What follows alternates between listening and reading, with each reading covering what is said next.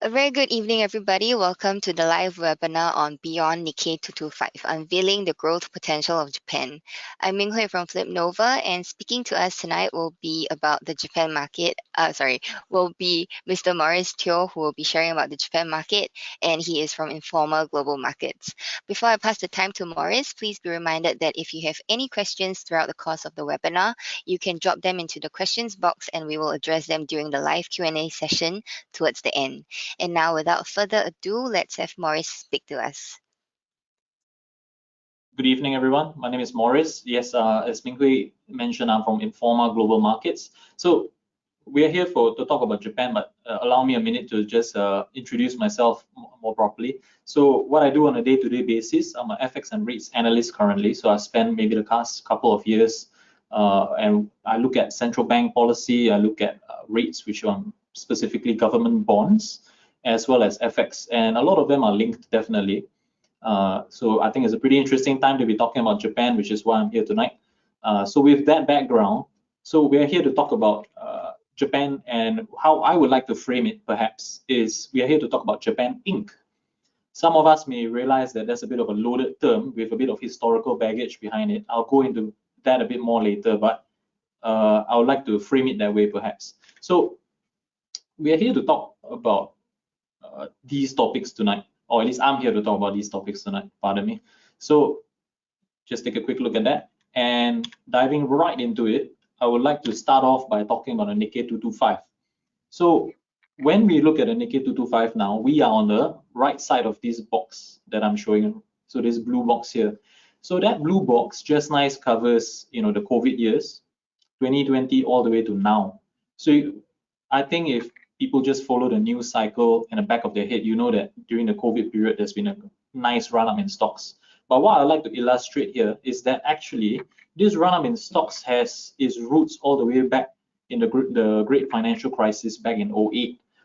Obviously, we wouldn't know that stocks would have bottomed out then, otherwise all of us would be really rich. But the point here is that maybe something fundamental has changed there. But now with the Nikkei 225 back at bubble level highs, and that's the intimidating blue box on the left side of the chart, and you can see it's really sharp drops. It's a sharp rise and then the sharp drop. So the key question here that I'd like to address first, or tackle first rather, is what's different this time? And the things about classic bubbles is, people will just always say, this time is different, this time is different. And I think we've had enough experience with bubbles over the COVID years to be able to tell a bit about that. So if I were to start with this perhaps, so focusing on an asset bubble. So this is the same chart of the Nikkei, but now instead of to 2024, is to 1991. So the time period I'm choosing to focus on is just to illustrate that, you saw a very sharp run up in the Nikkei all the way until 1990, and that's when things, went south, literally. And why I have that circle in the middle there, talking about 1985, if I would like to propose a key factor behind the kind of increase, the asset bubble, the run up in stocks, if you like, that we saw back in the Nikkei back then, actually started with the Plaza Accord. There are other factors as well, and I think part of it is kind of a matter up for debate perhaps. But what a strong factor in my opinion is that the Plaza Accord. So what is it? So right now, I'm showing a chart of the dollar yen, and the dollar yen from 1970 all the way to 2024. So if I call your attention to the left side there, when the Plaza Accord was signed. So back then, you were looking at the dollar yen easily above 200. And prior to that period, the 1970s, you're talking about the so-called economic miracle of Japan, when exports were booming, huge Japanese companies were growing really, really fast. That was when the yen was very, very weak. So what were the Plaza Accords? For benefit of those who may not know, we are talking about 5 major economies from around the world. They're coming together and they're saying that, look, we're going to work to strengthen our currencies against the US dollar. There were fundamental factors for that. I won't go into it. I think easily enough people can look it up. But the key outcome that came from that is that all of a sudden you had decades of Japanese exceptionalism. And I think everybody can imagine this. When you think about Japan, you think about Japan Inc. Back to that again. You're thinking about companies, you're thinking about products, you're thinking about exports, you're thinking about manufacturing. And if the yen strengthens, what is going to happen to all that? In general, basic economics is if the yen strengthens, your exports suffer. Exports suffer, economy suffers. So what happened back then? If you are a policymaker and you're seeing, yen was at 200 to 300, and all of a sudden the yen goes all the way back down, and I think it bottomed out in the mid 1990s at about 80. You're talking about really sharp drop, as you can see there. And so what happened after that? So I would say there were many players in this, government, non-government, but focusing on the kind of pseudo-government side, or they were part of the government back then. They talk about the Bank of Japan. So I think we are familiar with easy monetary policy, tighter monetary policy. So back then, if you see that your currency is strengthening by too much, you would adopt a more easy monetary policy stance. And what does that mean? That's the box on the right. They slash interest rates, they intervene to try to weaken the yen. And I would like to call your attention to the last point, which is they conducted window guidance. So in essence, what is window guidance? I think this is decently well documented. I would like to highlight that it is a bit controversial in terms of commentary, because I think there isn't really 100% consensus on its role and its impact, but this has been acknowledged in several papers, even by the Bank of Japan, in terms of its role in inflating asset prices during that period of time. So window guidance, you're talking about the Bank of Japan allocating credit, and this is a pretty key factor behind asset price inflation. So you can read the bullet points there while I speak. So window guidance, imagine this. It doesn't really matter what your interest rates are. So, or it does, but let me explain it perhaps this way. So there is the supply of money, and that's a bit hard to measure, yes, but there's also this concept of the price of money, and that's your interest rates. So these two have to work in tandem more often than not. But if one works without the other, then it becomes a bit things go out of balance, let's put it that way. So people typically nowadays in particular, because there's a lot of fuzz around the Fed, and are people going to cut rates? People look at the price of money, but people don't really typically look at the supply of money. So what is window guidance? You're talking about purely you are able to control the supply of money. And how it was executed back then is an informal policy, semi-formal, let's put it that way, where they would be able to choose what sectors that they want to be able to get credit. And what does that mean? You're talking about, for example, if I'm a policymaker, I feel like certain sectors of manufacturing are productive, good for employment, good for whatever national outcomes I want. And then what I'll do is I'll make sure that, on a monthly basis, annual basis, whatever it is, you guys will get whatever amount of credit that you guys need to expand, right? So tying all the threads together, and I think there's only two here. The yen, after the Plaza Accords, you're seeing the yen strengthen by a lot. And when the yen strengthened, there's a lot of concern among policymakers. Look, we don't know what's going to happen to exports. We suspect it's going to suffer. All of a sudden, things that you're exporting has become 3 times more expensive for your customers. Are people really going to buy? So what happened then is that all of a sudden, the floodgates of credit, if you like, were unleashed. And this is the Bank of Japan study on that. And what happens here is that when they started to push out a lot more credit to people, you saw a lot more kind of excess. And what do I mean by excess? So financial excess here, you're talking about, for example, if I am a company, I manage to get money from whichever source, I will deploy it however I need to. If I'm a manufacturer, I'll buy machinery, I'll invest in warehouses, things like that. But there is a limit to that. And what do I mean by a limit? Once you buy whatever you need to, like a shopping list as it were, you don't need a credit anymore. So what else are you going to do with it? So that's your perspective. And all of a sudden, for other segments of the economy that the BOJ or policymakers didn't deem that productive, all of a sudden they had access to credit as well. And all of a sudden, when everybody has access to such a large pool of money, or cheap money, let's not free, right? cheap money, what are they going to do with it? You're not going to sit on it because you have to pay it back. What are you going to do with it? You're going to speculate. And I think this is pretty well documented many times in history. So in a nutshell, what we saw, or what everybody saw, is that with the expansion of credit, with the expansion of lending, with a bit of financial deregulation at play as well, many people had access to money that they didn't need, and therefore they put it to a bit more unproductive uses, let's put it that way.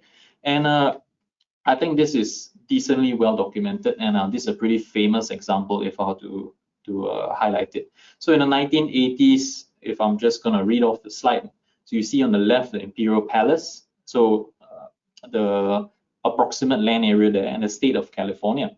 So at one point they were talking about that piece of land being equal to the value of the entire state of California. And this was emblematic of that period when asset prices were kind of pushed all the way up. So 1980s bubble, you could see it everywhere. And what were the kind of accounts? So for me, I mean, I wasn't born back then yet, so I wouldn't be able to kind of firsthand tell you what I saw, but definitely people have documented it in quite great detail. So starting from the left, you're talking about country club memberships. That particular article there is talking about country club membership that could be worth like $3 million US back then. Adjusted for inflation today is going to be a pretty scary number, I would say. But the point remains: is there anything fundamental about that kind of run up? Not really, but everybody's saying that it's sustainable because Japanese economic miracle, people can do no wrong, things like that. But again, remember where the seeds of this asset bubble were formed, which is because they were concerned the economy would suffer, they started to expand credit in unproductive ways. And when credit is expanded in unproductive ways, these are the signs you start seeing in the economy. So what was the other thing that you started seeing in the economy? You started seeing that Japanese companies were just going all over the world and starting to buy, not everything, but definitely many, many high-profile examples. So if we take a quick look, so that was all the way back in the past, and then now I'm going to pull you into present day. We do see some of these things happening. For example, Nippon Steel trying to buy US Steel, and at least, and it is all cash deal. So are we seeing that kind of same phenomenon again? I mean, going back to it here, you see Sony buy Columbia Pictures, Mitsubishi buys a Rockefeller Center, which, I mean, those who have visited, it's quite something to think about. And now we're seeing things like Nippon Steel buy US Steel, but a bit of context here is important. And if anything, I mean, a bubble takes time to form. So if we're going to see more of this in the coming years, perhaps, then personally, I would be a bit worried. So parting thoughts on the asset bubble. I would say this is not the conclusive metric. This graph here I'm showing is not a conclusive metric to use, but I would say it's a decent metric to use. And what do I mean by that? I mean, talking about residential property prices, right? There's also other kinds of property prices, but in general, you're not seeing the kind of euphoric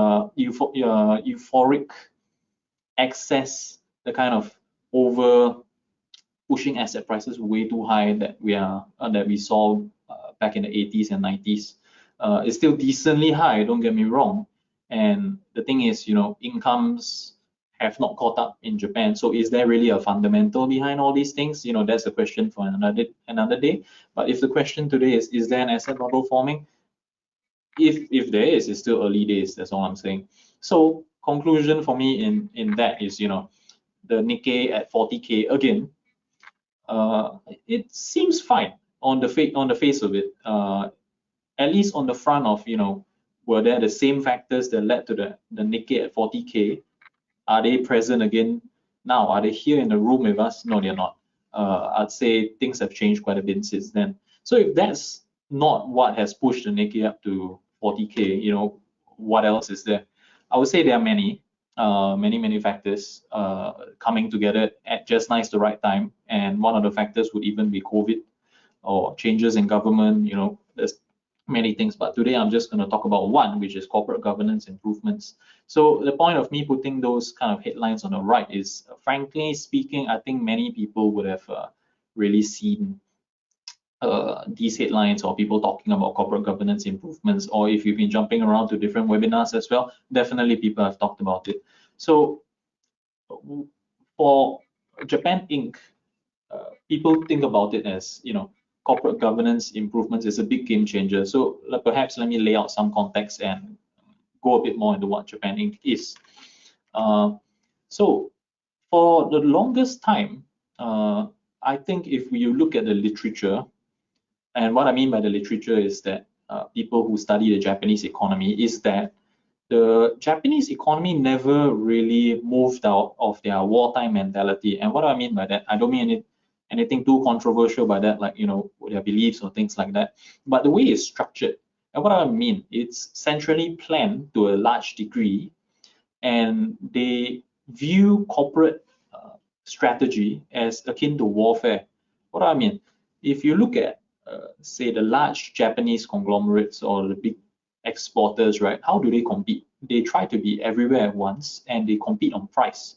Even if they make losses, they will still be there right in your face competing with you. The 80s, the 90s had several examples of, US companies in particular just being outcompeted like you don't see them around anymore. So this was definitely different for certain other economies. At the time, you're talking about Europe. Europe was a lot more protectionist at the time. So you do still see European washing machines or European kind of appliances here and there. But anyone who tried to compete with Japan one-on-one just got crushed by Japan Inc. And how was that able to be done? Japan Inc. operates in a very interesting way, but it can be summarized as this. They are less friendly to shareholders, but more friendly to stakeholders. So stakeholders being, management all the way to your employees. With ESG, obviously that stakeholder model has expanded, but let's just keep it to that. And what this means is, they're less concerned with things like dividends or shareholder value, but they are more concerned with, for example, reinvesting into the future. So if I were to summarize just whatever I'm going to talk about in just a bit, corporate governance improvements into just one concept is, things do seem to be changing quite a bit. There's more emphasis on the shareholder now. So we got to see how enduring it is. So just some points here.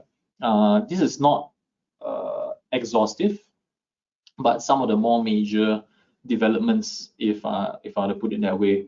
So you're looking at the Tokyo Stock Exchange. So starting on the left side, the major one is the one in the middle. Major one being at least the one that a lot of people talk about is the companies with a price to book ratio of less than 1.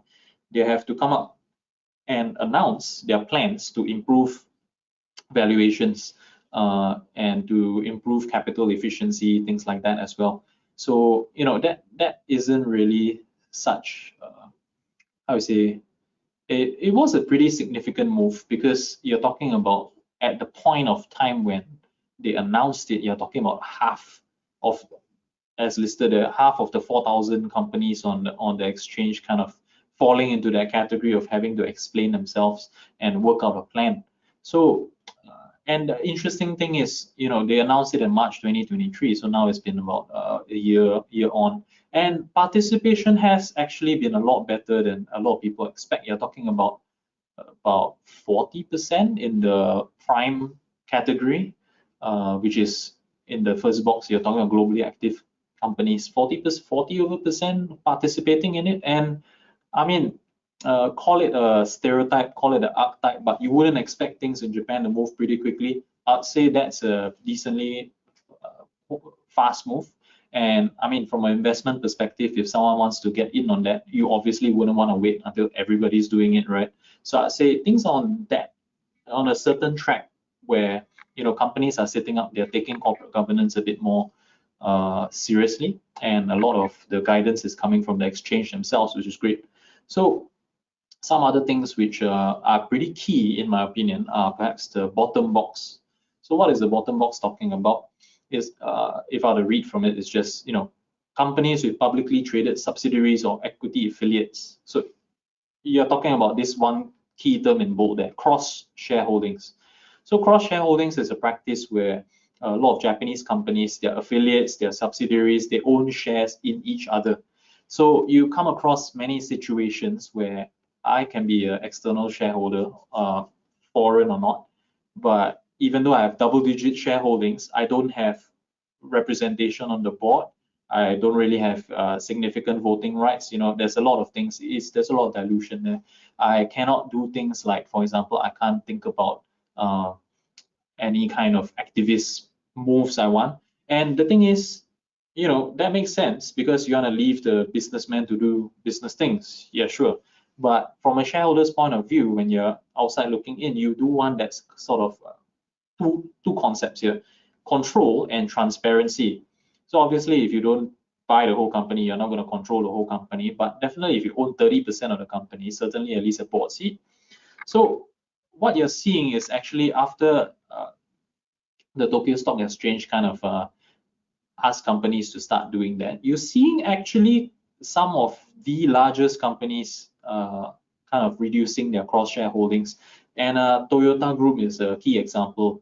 Anyone interested in that would definitely be looking at Toyota and Denso in particular. So two takeaways from me here, from an investment perspective, perhaps. Based on the price to book ratio, perhaps to me, is not a given, but smaller to medium-sized companies tend to fall within the category. So, if the tide is going such that everybody is trying to improve in that direction where they want to achieve a price-to-book ratio of over 1, then I'd say there's a decent opportunity to jump in there. Large companies, that's a whole other ball game. You're talking about fundamentals, you're talking about peer ratios, things like that. So I wouldn't go into that.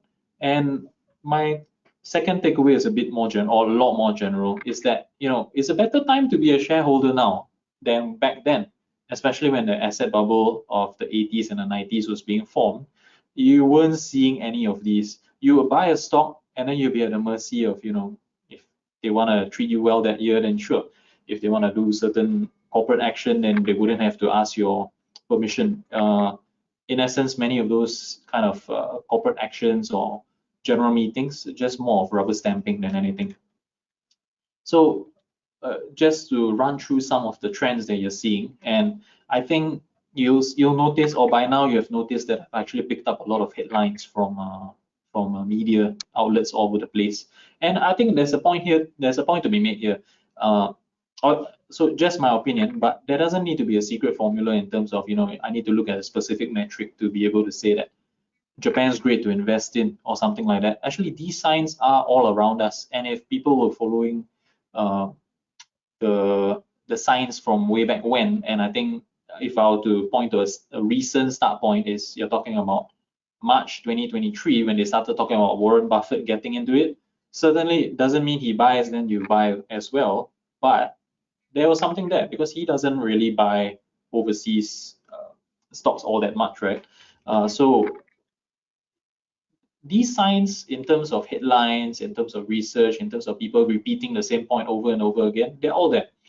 So what we're seeing is that, dividend payouts, they are getting better. Dividend yields, I would say, is not a very kind of catch-all or good metric to use sometimes, but you can see that the trend is steadily going higher. Definitely, you wouldn't want to be an investor in the early 1990s in that sense. So in just the past year, a selection of headlines, if you like. So from left to right, if I were to go through them really quickly, is that, leftmost, you're talking about Japanese companies really seriously considering moves to improve their PB ratios, right? So for the middle, you're talking about the subsidiary listing thing, which is a cross shareholdings thing, which I told you about. So Toyota's a big culprit there. Yeah, culprit perhaps. So on the right side, you're talking about stock splits. So stock splits are a bit of an interesting one. I mean, most people probably would be kind of agnostic to it. And a big reason for that is, what's the barrier to me buying stocks nowadays? If I can't afford the full stock, for instance, Berkshire Hathaway stock, obviously many people's annual salary, you can't even buy one share of that. But you're talking about there's many different financial instruments out there now, not to mention even ETFs as well. So that isn't so much of an issue, but this is decently significant, and I'm going to go into that a bit more later on. So more progress is needed, but I'll call your attention to the byline there. Already, you're seeing over the past 10 years, board independence has already improved and shareholder activism has increased. So to save you time looking through charts and things like that, firstly, this is from an MSCI paper. Details are at the bottom. You can look it up if you like. But what you're seeing is that for the left side chart, the blue line going downwards, you're talking about more of the board being independent. And for the bottom one, you're talking about is a appreciating trend, if you like. They're talking about shareholder activism on the rise. So that's what an outsider's perspective of investing in Japan looks like from improvements in corporate governance. So now let's take a look or go into the mind, so if you like, about from the perspective of a Japanese investor. Okay, so for a Japanese investor, so there's some BOJ data here for you, and what it shows is that firstly, so the bar charts, right? So the bluish bar on the left, you're looking at end 2022. Orange bar on the right, that's end 2023. So that's 1 year apart. So 1 year apart, what is this? This is talking about your Japanese household. What are they holding in the various asset classes? So the percentages there, you're talking about the growth rates from 2022 to 2023. And you can see that, perhaps because of the news cycle, perhaps because of different kind of changing environment for, rates didn't change, but you're talking about changing environment for the yen or any number of things you like. You're looking at more allocation to investment trusts and stocks. So it's just really talking about investments.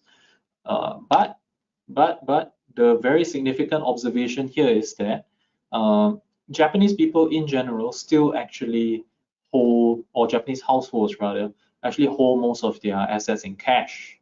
So we are looking at more than half of it in general, and this is just the BOJ's own data. So obviously you're not talking about one-to-one, like, look, if you can convince all Japanese people to put all their cash into stocks, then the stock market will fly. That's not what I'm saying. In the end, there is a fundamental reason why a lot of Japanese people actually hold cash and equivalent deposits. So if I were to look at this chart here, I would perhaps term it as trauma.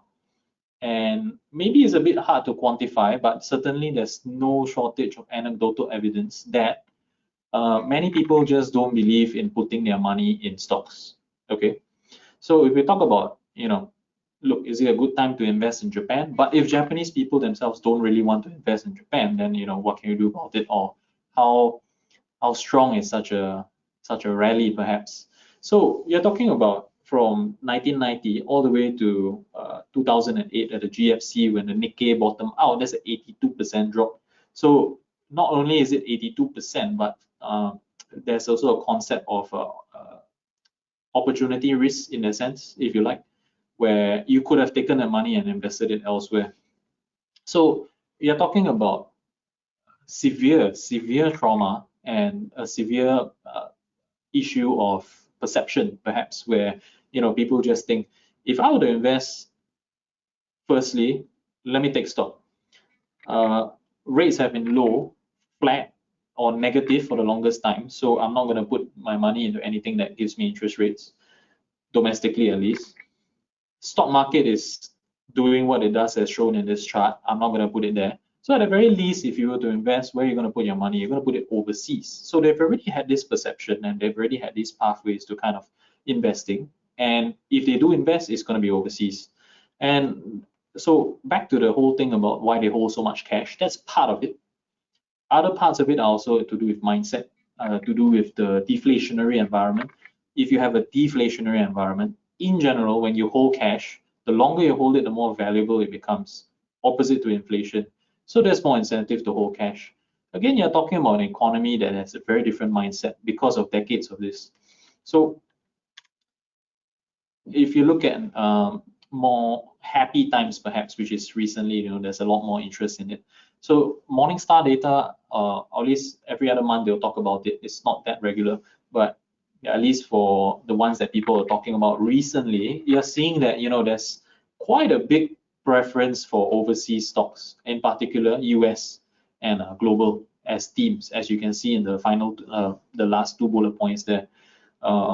So if Japanese people were to deploy their cash, I mean, corporate governance, I think, would bring more of them out of it, but definitely I think there's a bit of wariness here, where in the end they're just going to put their money over, deploy their money overseas, if you like.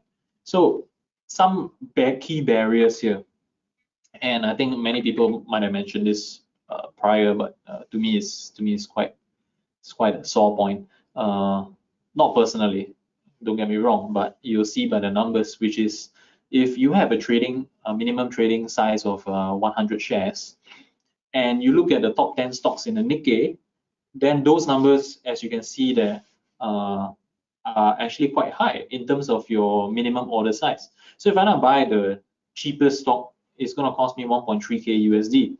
If I want to buy a hot stock that a lot of people are talking about, there's a lot of research on it, and I like the theme, which is chips and things like that, it's 46,000, and that's more than the annual average salary of a Japanese worker. So there's pathways for Japanese people to invest. In terms of, for example, there's this, they call this a Nippon individual savings account. So you can actually buy funds that gives you exposure to the Nikkei. But obviously there's issues with that. So this requires me to call upon one of the points I mentioned prior, which is Japan Inc. Japan Inc. is not friendly to shareholders, but some companies are more friendly than others. If you are a shareholder, you have some money to deploy, and you think about it, would I want to buy shares in a company that's a bit more friendly to shareholders or not? But if I was forced to buy into a fund, I can't choose. And if I can't choose, why should I do it at all rather than just, letting deflation do the work for me? Because again, if I look at that 18-year kind of slide in the Nikkei, I have a set of pretty poor choices, and I'm not going to give my money to a company that's kind of not looking out for my interests, let's put it that way. So it's not a perfect solution, and but that being said, there has been some changes. So if I call your attention to the bottom, so as of 2024, the limits on the account has actually increased by quite a lot. And there is quite a lot of excitement about this. You can look it up in terms of, people are speculating that with this tax-free treatment, as well as the expansion of things that you can buy, as well as the expansion of the limit, it makes a lot more sense to put your money in the NISA account. So this is perhaps one of the factors driving the current rally as well. Then on to another perspective is foreign buying. So don't get me wrong, again, right at the beginning of this presentation, I said this current, not rally, but kind of like move higher started from 2008. But certainly a key period was last March when you're talking about very high profile endorsement from Warren Buffett came in. So what this chart is you're talking about net buying of Japanese stocks from overseas. And you can see that it hasn't really let up. It's kind of like sustained itself all throughout. And it's quite an enduring theme. And coincidentally, or happily enough, the period prior to 31st March 2023, you're talking about net outflows from Japanese stocks. So it's quite a clear theme here. Foreigners do like what they're seeing in Japan. And I mean, one point to add on to that perhaps is that you're talking about whenever you look at investments and flows, you cannot just look at it in isolation, like this market is cheap, this market is good, and then you just go into it, because it's all relative, right? So you're talking about a time when people are looking for something else to invest in, particularly if you look at what's happening to the stock market of other East Asian countries, for instance, then perhaps there's an answer there. So in summary, Japanese stocks, they are appealing. And this presentation, I've kind of avoided looking at valuation ratios perhaps, because I think all of them say the same thing. Japanese stocks are cheap. But I can tell you what other stocks are cheap as well. Other East Asian country stocks are cheap. But without going into those, I would perhaps venture to say that a lot of people would be cautious about investing in other East Asian stocks at the moment, at least. So I'll just leave that as that. So there's also talk about the bottoming of the yen. In my opinion, that's kind of risky. Yes, there's kind of a line in the sand drawn at, dollar yen 152, 155 currently. As you saw in the chart, dollar yen has done some pretty unbelievable things in the past. So I would say there's a decent risk. But for now, if in terms of a risk reward ratio, it's a pretty good ratio to kind of play around with. And with dollar yen at these levels, it's kind of, you would find it pretty attractive from some perspectives to actually buy Japanese stocks. And the final point, that's the lowest hanging fruit perhaps, which is you're talking about higher rates in the future.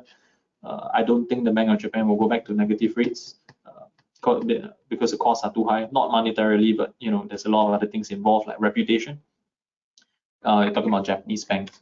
So now, if I were to quickly go on to the geopolitical angle, so I avoided talking about the valuation ratios. I think they all say the same thing. Japan is cheap still compared to other peer markets. But what I want to point out is that there are several parallels to be drawn from a historical perspective and from a peer perspective. What do I mean? Right now, if I were to say name one current theme, which is US-China trade tensions or geopolitical wrangling or any number of names you want to call it, this wasn't such a far-fetched concept for Japan that long ago. And what do I mean? So what am I saying here? Comparisons with another East Asian country are far from accidental. There's a lot of parallels to be drawn. Certainly they're not the same, but you're talking about, for example, for China, you're talking about are they going to go into the deflationary spiral? Are they going to follow Japan into the lost decades? Things like that. So all these things, while I don't think they're linked, the situations are all quite unique, but there's certainly a lot of similarities to them. So if I were to, as the title says, look into the geopolitical crystal ball, I'd say that Japan Inc., in terms of a very export-reliant Japanese economy, they haven't run into the worst of it yet. Because right now you're running into a international environment that's a bit more protectionist, let's put it that way. So right now, many of the large players who are protectionists, you're talking about the EU, the US, things like that, they can ill afford to make, my words, more enemies in a sense. So they will close one eye to kind of trade practices from allies. But once that is over, and you're looking at a kind of populist wave coming on, and I think this is a bit not really up for debate. There is a bit of a populist wave coming on in many of these developed economies, and the key developed economies, because these are people who can buy your goods in large quantities. If that's the case, I think there's a key risk there. And it wasn't that long ago, you're talking about the 80s and the 90s, and that was a boom period for Japan and the asset bubble. That was when actually there was a lot of anti-Japanese sentiment, and this term, Japan bashing, was quite a thing. So you're looking at some very high profile things. So just real quickly, looking at union members from, I think some of you may recognize that name, the United Auto Workers. They've been in the news for kind of forcing the big three car makers in the US to give them higher pay. And they're smashing Japanese cars because they're saying, they are undercutting us. So remember when I mentioned that Japanese companies treat corporate strategy as warfare in a sense? Low prices, they want to grab market share. That's what a lot of countries were seeing back then, particularly the US. So US needed a strong Japan for reasons I'm not going to go into. And therefore they tolerated these kind of trade practices. But you definitely see that kind of blowback there. So on the right side, you see that members of Congress, they were actually smashing Toshiba goods. Pretty high profile. I'd say it did kind of catalyze a kind of slowdown in sales to the US in that sense, because that really kind of inflamed the don't buy Japanese tension there. And you're seeing these kind of things, there's a lot of parallels to today's time. And it's not as intense as back then, but I mean, calling attention back to the Nippon Steel thing, is there really any justification to blocking these kinds of takeovers? Yes and no. It depends on which side of the fence you fall on, or it depends on the flavor of the day, if I have to put it that way, which is whoever's in charge. So to me, that would be a key risk. So perhaps moving on to the last part of the presentation, talking about the Bank of Japan. So to me, I look at central bank policy and rates and FX in particular. So it's been pretty interesting.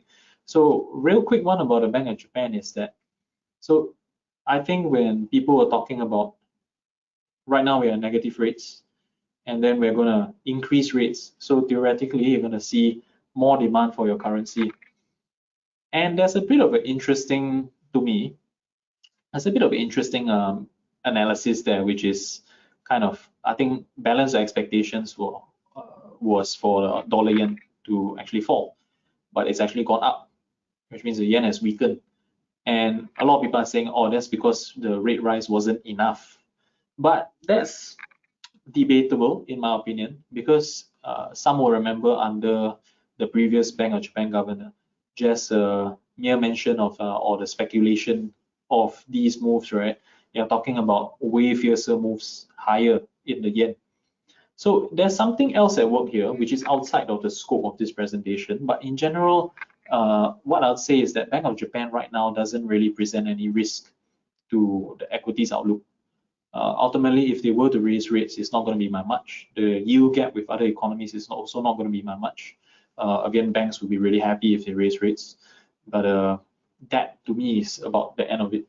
If anything, under the new regime, what they have shown is a very strong willingness, and this one I would perhaps flag it, very strong willingness to signal moves beforehand.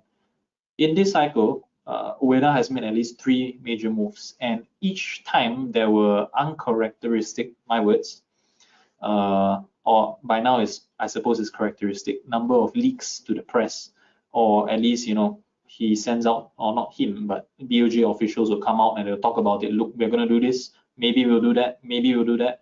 And when the day itself comes, you see that actually there's not that much volatility around it because it's kind of priced in already, or people have gotten used to that fact. So what I'm saying here, if I'm saying anything at all, is a pretty safe time to be invested in Japan. And why? Because this Bank of Japan has shown that they are not as keen to spring surprises. And I mean, if you follow Japanese markets on a regular enough basis, perhaps not daily, but you keep your ear to the ground, you're not going to be caught by surprise when all of a sudden a policymaker comes on and goes like, look, I'm going to just utterly throw out the whole playbook and do something fresh. They don't seem to be the kind to do that under this new governor. I say new, has been there for a year. So on inflation, I think this is the hot topic you see a lot in the press. Exit from deflation looks likely, but I'd say it's really up in the air. So what this chart is specifically is core CPI for Japan. And you can see that there's 2 blue boxes there. So, okay, let me orientate you to that. So there's 2 lines, dotted lines, horizontal. Top one is 2% and bottom one is 0%. So for the left box, interestingly, you'll see that core inflation was last sustained above 2% during the period when the asset bubble was inflated and then deflated. But that would be concerning to some, I think. But I don't think there's anything to be too alarmed, as I've mentioned in the earlier part of the presentation. So right now we're on the right side of the chart. There are some key risks involved here, namely two risks perhaps. One of them is you're talking about, or rather just one risk, which is distortions to the CPI readings. And you're talking about things like imported inflation. So going back to things like credit creation, right? During the COVID era, you saw major central banks do a lot of credit creation to reflate their economies. That's at least how we refer to it. What that means is, right, the inflationary impulse overseas, inflation impulse being all countries' inflation, is almost unavoidable to some degree. And it really depends on how connected your economy is. So what I'm saying is, right, a large part of that journey of core CPI above 2% is really to do with factors outside of their control, factors outside of domestic control. So when that kind of disappears, because everybody now is hard at work to remove that kind of credit from the economy because they don't want inflation to be high, when that happens, will it go back down below 2%? And when it goes back down below 2%, what is the Bank of Japan going to do? So, that's a key risk. Other risks involved is if some of us will look up things like the impact of local subsidies on CPI. So I mean, core would strip it out, but you're looking at a lot of the inflation metrics actually being skewed higher than they really are. So to me, that's a risk. happily enough, there are some enduring trends perhaps, which is, for instance, this year, not that long ago, you were talking about, for anyone who hasn't seen that headline yet, you're talking about the first round conclusion of wage negotiations with large companies. Now that came in at a really, really high number, I think 5.28%. So that's way above CPI now, or core CPI now. And that goes quite a way to adding to inflation in the future. So that's one. But there's also a risk that I think many people have been familiar with that headline, but perhaps a little less known is that that negotiation was just for large companies. Large companies hire roughly 30% to a little over 30% perhaps of the Japanese workforce, which means the other 70%, they fall under the other category and their negotiations aren't done yet. In general, how do wage gains come about? Wage gains come about when your company has enough profits and then they can disburse it. That's the simplistic way to look at it. So large companies, definitely you're talking about, their profit potential is a lot higher than smaller to medium-sized companies. Smaller to medium-sized companies also have difficulties raising their prices. So key event to watch on that front, to me, is around August, you're going to start to see the negotiations for smaller companies kind of wrap up. And that is when you'll see for the other 70% who are holding their breath, praying for 5.28% as well, whether they're going to get what they want. So to me, yes, it's great that core inflation has been above target for the 2% target for 20 over months, but there's a lot of risk there. So much so that, I can't really conclusively say that it's not going to go back down below 2%, frankly. So on a quick word on the dollar yen and yield spreads. So if the Bank of Japan increases its interest rates by 10, 20 basis points versus, the Fed, which its interest rate is like over 5% already. So that kind of yield spread, right? Are you really gonna see any fundamental shift? Not really. You're gonna see that kind of gap is still very, very big. So what would I like to point out here? So for yield spreads, right, you're looking at firstly the red line, that is the yield spread, and the blue line, that is the dollar yen. What I like to point out is, in a perfect world where yield spread widens, people go to US dollar. That doesn't play out all the time. So if somebody's expectation during this period is that yield spread is gonna remain wide, and therefore dollar yen will go higher, I would caution you, because there are some periods where you see the dislocation, if you like, are actually pretty big.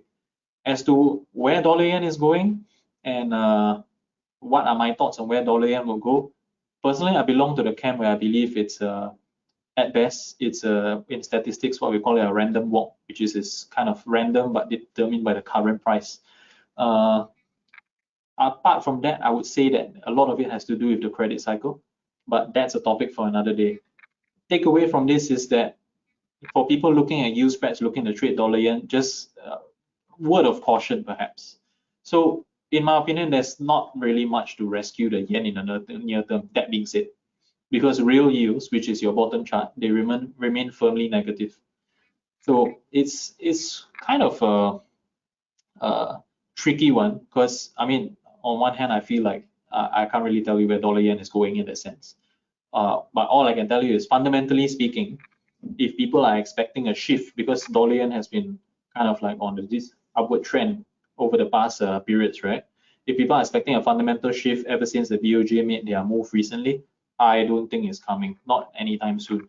So in a fewer words, perhaps, yen weakness is set to continue for at least a little while longer until something fundamentally changes. And there's many catalysts on the way. So I think there's no shortage of excitement. One of it is, if I had to point to it again, is the conclusion of the wage negotiations for smaller companies in August. Yeah. So exciting time for Japan, and I think that's actually all the slides I have today. Perhaps if there were any questions, let me just look at it.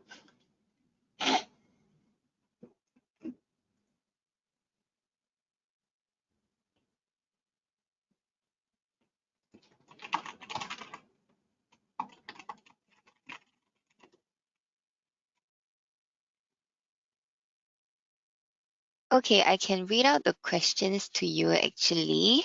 So we have one question about the Bank of Japan raised their short-term interest rates earlier in March. Do you foresee more rate hikes, and will higher borrowing costs jeopardize Japan companies' growth?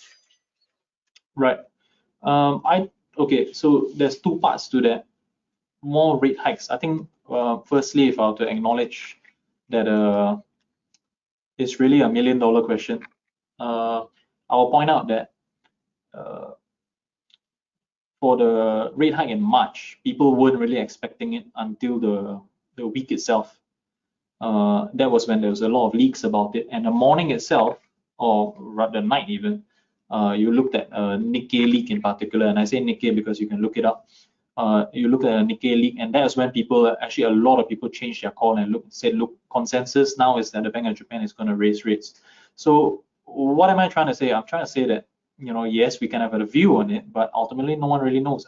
That being said, if you look at the current governor's kind of path, right, where he's actually tweaked policy, so he tweaked policy quite a few times already, so you can look those up. He's usually kind of telegraphed it in advance. You're talking about weeks kind of time, 1 week, 2 weeks in advance, in terms of source leaks or his colleagues coming out to speak whenever they give speeches. So that's one.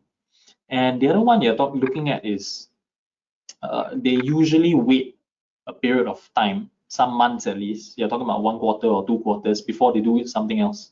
So you got to look at longer term. What is the Bank of Japan trying to do? So there's a few things they're trying to do at the same time, but one of them is kind of undo the kind of damage that negative rates were doing.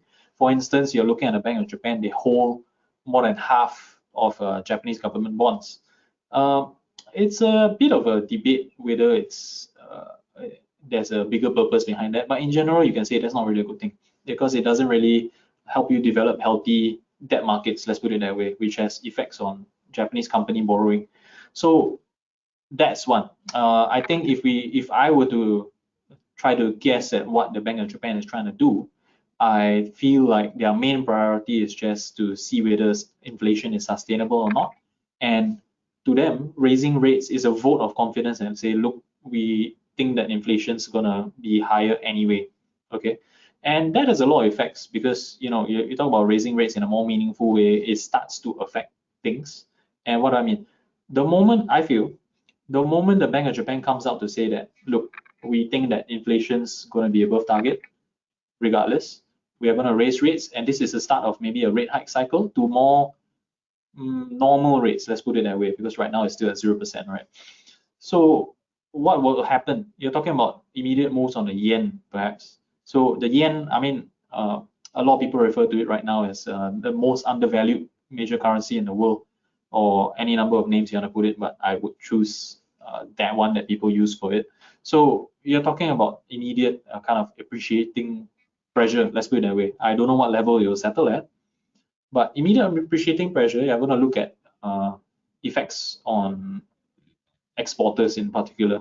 And if you are invested in, for example, an index that's a bit out of your control, like for instance, if you buy the main one, the Nikkei 225, then you're in for a bad time perhaps because I mean there's a kind of positive correlation between or inverse correlation to Japanese exporters' performance to the yen. So that to me is one of the things that will happen. And obviously, with higher rates, you will see that Japanese banks will do better, or financial institutions. So there's that. Yeah, I think that answers at least part of that question. All right, thank you for your answer. We actually don't have any more questions from the floor. So is there anything else you'd like to share to conclude the session today? Perhaps just some parting words. I think now is a pretty exciting time to be looking in Japan, and I think looking across a range of products or looking across a range of assets, let me put it that way, is perhaps a good way to look at it. Why? Because I mean, most of us will be familiar with stocks, and most of us will be familiar with the Japanese yen and the various pairs. But I would highlight perhaps Japanese bonds. And so you're talking about ways you can trade it. The most common one being JGB futures, they call it. So why am I mentioning it? it's pretty interesting to me because for me, I'm a kind of a new hand at all this. Definitely, nobody's going to call me an old hand at this, right? But you're seeing documented uh, instances where old hands that used to trade JGBs back in the bubble era or used to be familiar with JGBs back in the bubble era, they are being kind of like absorbed, bought up, hired, brought out of retirement, whatever you like. Uh, they're going to ask them to share their expertise with a lot of market participants. So they're being hired by funds, they're being hired by policymakers, they're being brought back. And all this is because there's the expectation that there's going to be quite monumental shifts, not only in Japanese stocks, not only in dollar yen, but specifically starting from JGBs. So I'd say, if you're looking to be invested in Japan, there's a lot of ways you can do it. Many of the things are linked. Many of them start with rates and FX, which is what I do, obviously. But it's in pretty much the most exciting time to be looking at Japan, at least in my lifespan so far. So I'll perhaps leave with that. All right. Thank you for the insightful session, Morris, and thank you everyone for your time tuning into this webinar tonight. And if you have any further questions for Morris, you can send them to us via the survey that will be popping up when the webinar ends, and we will answer you via email. We'll be sending everyone a link to today's webinar recording so you can watch it again if you'd like to. That's all for today. Thank you again, Morris, and thank you everyone. Good night.